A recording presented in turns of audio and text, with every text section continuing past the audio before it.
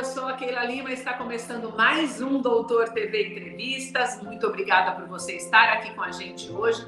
Hoje nós vamos falar sobre a humanização no tratamento da saúde com os pacientes, uma maneira diferenciada de tratá-los, um assunto muito importante que o nosso especialista vai explicar um pouquinho melhor. Antes disso, quero te convidar a se inscrever aqui no nosso canal e já ativar as notificações.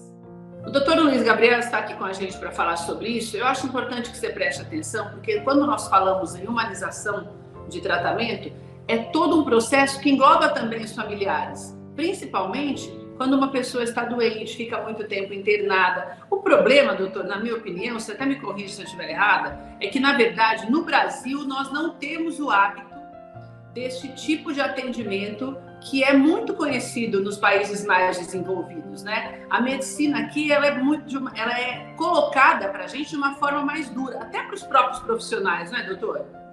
Exatamente. Eu acho que no Brasil a gente acostumou, durante muitos anos, a trabalhar sempre no limite, sempre com poucos recursos.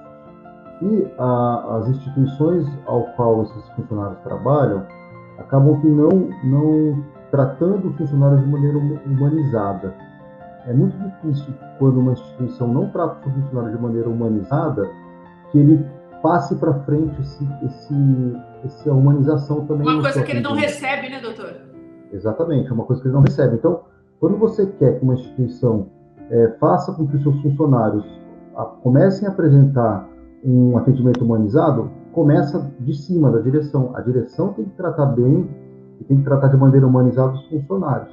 E os funcionários sempre trabalharam no limite, sempre do limite da carga horária, sempre do limite de insumos e materiais. A partir do momento que você tem falta de insumos, você não é muito bem tratado pelos seus superiores, isso infelizmente fica para segundo plano. E quando isso fica para segundo plano, ele vai trazendo prejuízos que são incalculáveis.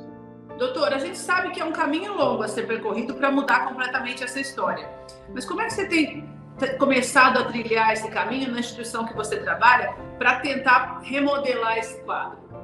Eu acho que é uma mudança de cultura, né? É preciso colocar não só o ensino, mas também a prática, né? Não adianta nada se eu só ensinar, se eu não mostrar na prática e com exemplos.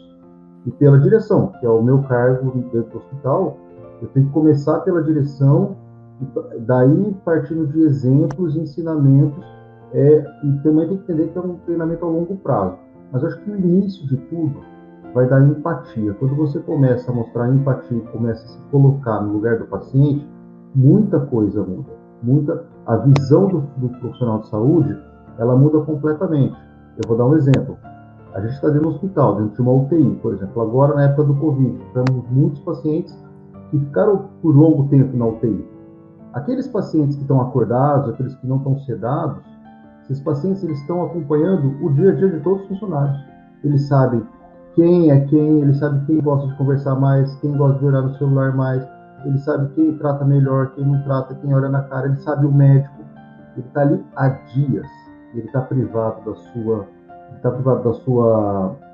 do seu pudor, porque ele está praticamente nu, ele é dado banho nele. Sozinho, né, doutor? Exatamente. Ele está privado da sua liberdade, porque ele pode levantar e sair, ele está com dor, ele está em sofrimento. Então, a partir do momento que você começa a olhar o sistema de saúde pelo olhar do paciente, muita coisa muda, muita coisa mesmo. E isso também se reflete no dia a dia do próprio funcionário, né, doutor? Dessa carga ser um pouco menos pesada pela forma como ela é carregada, né? No primeiro momento, né, a primeira reação dos funcionários, quando você começa a abordar esse assunto, da humanização, do cuidado do paciente, de colocar o paciente em primeiro lugar, no primeiro momento, eles enxergam isso como um aumento da carga de trabalho. Porque vai ter que dar mais atenção. Então tem uma certa resistência inicial. Isso, exatamente. No início vai ter aquela resistência, existe um aumento da carga de trabalho, ela vai ter que se dedicar mais àquele paciente. Na hora de dar banho para o paciente, tem que conversar com ele, tem que perguntar se ele está bem, se ele não está, se ele quer no banheiro, enfim. Tem que estar mais em cima do paciente. Aumenta a carga? Aumenta. Mas a médio e longo prazo, isso diminui, porque as reclamações diminuem, as brigas diminuem. Então, uma série de questionamentos que o paciente, os familiares têm, cai muito, né? Eu vejo hoje no hospital muitos profissionais durante muito tempo explicando as mesmas coisas para os pacientes e para os familiares. Se você tem uma boa relação com o familiar e com o paciente, você explica uma vez só, para ele está suficiente, ele vai confiar mais em você. Você tem percebido já essas mudanças nesse início de processo na empresa, no hospital onde você trabalha? Eu tenho já mudanças. Está colhendo os frutos, doutor? Estou colhendo os frutos e, assim, tem algumas pessoas que já têm esse perfil mais humanitário. É impressionante isso, né? A gente percebe quando precisa de atendimento que algumas pessoas parece que elas têm principalmente quando se fala em enfermeiros, né, doutor? Tem algumas pessoas que parece que têm uma sensibilidade mais aguçada até para as inseguranças da gente, né? Então, com essas pessoas, lidar é um pouco mais fácil. Agora, tem aqueles que acabam sendo mais estressados pelo dia a dia mesmo, né? Isso é muito fácil de medir, por exemplo, no pronto-socorro de segunda-feira de dia, que é o dia mais lotado.